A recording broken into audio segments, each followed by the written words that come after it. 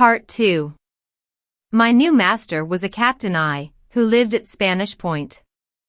After parting with my mother and sisters, I followed him to his store, and he gave me into the charge of his son, a lad about my own age, Master Benji, who took me to my new home. I did not know where I was going, or what my new master would do with me. My heart was quite broken with grief, and my thoughts went back continually to those from whom I had been so suddenly parted. Oh, my mother! My mother! It was night when I reached my new home. The house was large and built at the bottom of a very high hill, but I could not see much of it that night. I saw too much of it afterwards. The stones and the timber were the best things in it. They were not so hard as the hearts of the owners. Before I entered the house, 2 slave women, hired from another owner, who were at work in the yard, spoke to me, and asked who I belonged to. I replied, I am come to live here. Poor child, they both said, you must keep a good heart if you are to live here. When I went in, I stood up crying in a corner. Mrs. I came and took off my hat, a little black silk hat Miss Pruden made for me, and said in a rough voice, you are not come here to stand up in corners and cry, you are come here to work. She then put a child into my arms, and, tired as I was forced instantly to take up my old occupation of a nurse. I could not bear to look at my mistress, her countenance was so stern. She was a stout tall woman with a very dark complexion, and her brows were always drawn together into a frown. I thought of the words of the 2 slave women when I saw Mrs. I, and heard the harsh sound of her voice. The person I took the most notice of that night was a French black called Hetty, whom my master took in privateering from another vessel, and made his slave. She was the most active woman I ever saw, and she was tasked to her utmost. A few minutes after my arrival she came in from milking the cows, and put the sweet potatoes on for supper. She then fetched home the sheep, and penned them in the fold, drove home the cattle, and staked them about the pond side, fed and rubbed down my master's horse, and gave the hog and the fed cow their suppers, prepared the beds, and undressed the children, and laid them to sleep. I liked to look at her and watch all her doings, for hers was the only friendly face I had as yet seen, and I felt glad that she was there. She gave me my supper of potatoes and milk, and a blanket to sleep upon, which she spread for me in the passage before the door of Mrs. I.'s chamber. I got a sad fright that night. I was just going to sleep, when I heard a noise in my mistress's room, and she presently called out to inquire if some work was finished that she had ordered Hetty to do. No, ma'am, not yet, was Hetty's answer from below. On hearing this, my master started up from his bed, and just as he was, in his shirt, ran downstairs with a long cowskin in his hand. I heard immediately after the cracking of the thong, and the house rang to the shrieks of poor Hetty, who kept crying out, oh, massa! Massa! Me dead! Massa! Have mercy upon me, don't kill me outright. This was a sad beginning for me. I sat up upon my blanket, trembling with terror, like a frightened hound, and thinking that my turn would come next. At length the house became still, and I forgot for a little while all my sorrows by falling fast asleep. The next morning my mistress set about instructing me in my tasks. She taught me to do all sorts of household work, to wash and bake, pick cotton and wool, and wash floors, and cook. And she taught me, how can I ever forget it, more things than these. She caused me to know the exact difference between the smart of the rope, the cart whip, and the cowskin, when applied to my naked body by her own cruel hand. And there was scarcely any punishment more dreadful than the blows I received on my face and head from her hard, heavy fist. She was a fearful woman, and a savage mistress to her slaves. There were 2 little slave boys in the house, on whom she vented her bad temper in a special manner. One of these children was a mulatto, called Cyrus, who had been bought while an infant in his mother's arms. The other, Jack, was an African from the coast of Guinea, whom a sailor had given or sold to my master. Seldom a day passed without these boys receiving the most severe treatment, and often for no fault at all. My mistress was not contented with using the whip, but often pinched their cheeks and arms in the most cruel manner. My pity for these poor boys was soon transferred to myself, for I was licked and flogged and pinched by her pitiless fingers in the neck and arms, exactly as they were. To strip me naked, to hang me up by the wrists and lay my flesh open with a cowskin, was an ordinary punishment for even a slight offense. My mistress often robbed me 2 of the hours that belonged to sleep. She used to sit up very late, frequently even until morning, and I had then to stand at a bench and wash during the greater part of the night, or pick wool and cotton, and often I have dropped down overcome by sleep and fatigue, till roused from a state of stupor by the whip and forced to start up to my tasks.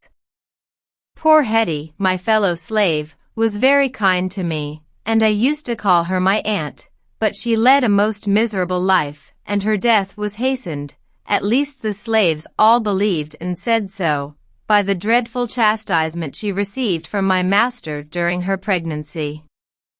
It happened as follows. One of the cows had dragged the rope away from the stake to which Hetty had fastened it, and got loose.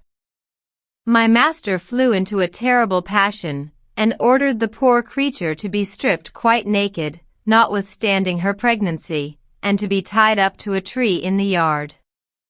He then flogged her as hard as he could lick, both with the whip and cowskin, till she was all over streaming with blood. He rested, and then beat her again and again. Her shrieks were terrible. The consequence was that poor Hetty was brought to bed before her time, and was delivered after severe labor of a dead child. She appeared to recover after her confinement, so far that she was repeatedly flogged by both master and mistress afterwards, but her former strength never returned to her. Ere long her body and limbs swelled to a great size, and she lay on a mat in the kitchen, till the water burst out of her body and she died. All the slaves said that death was a good thing for poor Hetty, but I cried very much for her death. The manner of it filled me with horror. I could not bear to think about it, yet it was always present to my mind for many a day. After Hetty died, all her labors fell upon me, in addition to my own. I had now to milk 11 cows every morning before sunrise, sitting among the damp weeds, to take care of the cattle as well as the children, and to do the work of the house. There was no end to my toils, no end to my blows. I lay down at night and rose up in the morning in fear and sorrow, and often wished that like poor Hetty I could escape from this cruel bondage and be at rest in the grave. But the hand of that God whom then I knew not, was stretched over me, and I was mercifully preserved for better things. It was then, however, my heavy lot to weep, weep, weep, and that for years, to pass from one misery to another, and from one cruel master to a worse. But I must go on with the thread of my story. One day a heavy squall of wind and rain came on suddenly, and my mistress sent me round the corner of the house to empty a large earthen jar. The jar was already cracked with an old deep crack that divided it in the middle, and in turning it upside down to empty it, it parted in my hand. I could not help the accident, but I was dreadfully frightened, looking forward to a severe punishment. I ran crying to my mistress, "Oh, mistress, the jar has come in two." "You have broken it, have you?" she replied. "Come directly here to me." I came trembling. She stripped and flogged me long and severely with the cowskin, as long as she had strength to use the lash, for she did not give over till she was quite tired, When my master came home at night, she told him of my fault, and oh, frightful! How he fell a-swearing. After abusing me with every ill name he could think of, too bad to speak in England, and giving me several heavy blows with his hand, he said, "I shall come home tomorrow morning at 12, on purpose to give you a round 100. He kept his word. Oh, sad for me. I cannot easily forget it. He tied me up upon a ladder, and gave me 100 lashes with his own hand, and Master Benjy stood by to count them for him. When he had licked me for some time he sat down to take breath, then after resting, he beat me again and again, until he was quite wearied, and so hot, for the weather was very sultry, that he sank back in his chair, almost like to faint. While my mistress went to bring him drink, there was a dreadful earthquake. Part of the roof fell down, and everything in the house went clatter, clatter, clatter. Oh, I thought the end of all things near at hand, and I was so sore with the flogging, that I scarcely cared whether I lived or died.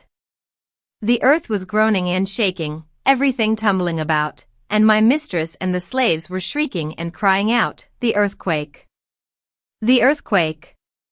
It was an awful day for us all. During the confusion I crawled away on my hands and knees, and laid myself down under the steps of the piazza, in front of the house. I was in a dreadful state, my body all blood and bruises, and I could not help moaning piteously. The other slaves, when they saw me, shook their heads and said, "Poor child! Poor child!" I lay there till the morning, careless of what might happen, for life was very weak in me, and I wished more than ever to die. But when we are very young, death always seems a great way off, and it would not come that night to me. The next morning I was forced by my master to rise and go about my usual work, though my body and limbs were so stiff and sore, that I could not move without the greatest pain. Nevertheless, even after all this severe punishment, I never heard the last of that jar. My mistress was always throwing it in my face. Some little time after this, one of the cows got loose from the stake, and eat one of the sweet potato slips. I was milking when my master found it out. He came to me, and without any more ado, stooped down, and taking off his heavy boot, he struck me such a severe blow in the small of my back, that I shrieked with agony, and thought I was killed, and I feel a weakness in that part to this day. The cow was frightened at his violence, and kicked down the pail and spilt the milk all about. My master knew that this accident was his own fault, but he was so enraged that he seemed glad of an excuse to go on with his ill usage. I cannot remember how many licks he gave me then, but he beat me till I was unable to stand, and till he himself was weary. After this I ran away and went to my mother, who was living with Mr. Richard Darrell. My poor mother was both grieved and glad to see me, grieved because I had been so ill-used, and glad because she had not seen me for a long, long while. She dared not receive me into the house, but she hid me up in a hole in the rocks near, and brought me food at night after everybody was asleep. My father, who lived at Crow Lane, over the saltwater channel, at last heard of my being hid up in the cavern, and he came and took me back to my master. Oh, I was loath to go back, but as there was no remedy, I was obliged to submit. When we got home, my poor father said to Captain I, "Sir, I am sorry that my child should be forced to run away from her owner, but the treatment she has received is enough to break her heart. The sight of her wounds has nearly broke mine. I entreat you, for the love of God, to forgive her for running away, and that you will be a kind master to her in future." Captain I said I was used as well as I deserved, and that I ought to be punished for running away. I then took courage and said that I could stand the floggings no longer, that I was weary of my life, and therefore I had run away to my mother. But mothers could only weep and mourn over their children. They could not save them from cruel masters, from the whip, the rope, and the cowskin. He told me to hold my tongue and go about my work, or he would find a way to settle me. He did not, however, flog me that day.